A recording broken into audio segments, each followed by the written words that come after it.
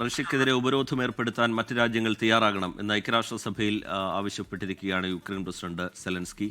അതുപോലെ റഷ്യക്കെതിരെ Ukraine European പിന്തുണയോടെ തിരിച്ചടിക്കാൻ പറ്റിയ സമയമാണിത് എന്ന് അമേരിക്കൻ പ്രസിഡന്റ് ഡൊണാൾഡ് ട്രംപ് പറയുന്നു. അതിന്റെ വിശദാംശങ്ങൾ കൂടി മധു കൊട്ടാരക്കര. ശ്രീജിത്ത്, ഇന്ന് ഐക്യരാഷ്ട്രസഭയിൽ ഡൊണാൾഡ് ട്രംപ് എത്തിയപ്പം മുതൽ പല പല വിഷയങ്ങളുണ്ടായി. വൈറ്റ് ഹൗസ് തന്നെ ഔദ്യോഗികമായിട്ട് ഇതിനോട് പ്രതികരിച്ചിരിക്കുകയാണ്.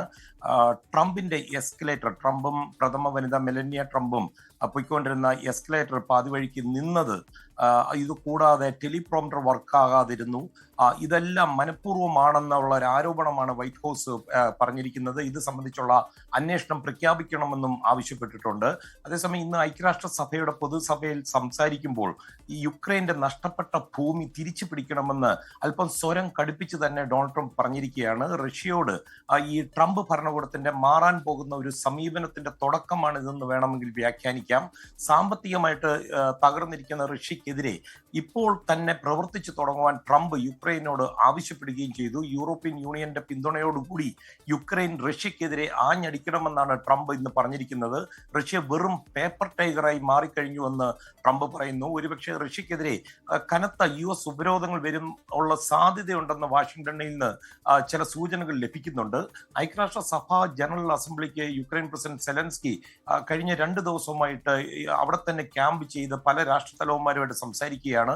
ഇന്ന് ഡൊണാൾഡ് ട്രംപ് അനുവദിച്ച പ്രത്യേക കൂടിക്കാഴ്ചയുള്ള രാഷ്ട്രത്തലവന്മാരിൽ ഒരാൾ സെലൻസ്കി ആയിരുന്നു.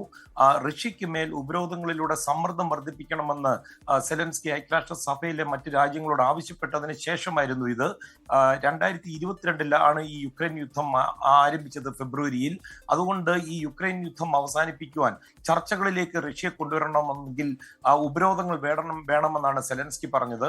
ട്രംപുമായിട്ടുള്ള ചർച്ചകൾ വളരെ ഫലപ്രദമാണെന്ന് പിന്നീട് മാധ്യമപ്രവർത്തകരോട് സെലൻസ്കി പറഞ്ഞു. യുദ്ധം അവസാനിച്ചാൽ ട്രംപ് യുക്രൈന് അമേരിക്കയുടെ സുരക്ഷാ ഗ്യാരണ്ടി നൽകുമെന്ന് പറഞ്ഞതായും സെലൻസ്കി വെളിപ്പെടുത്തി. ശ്രീജിത്ത്, സ്മിത.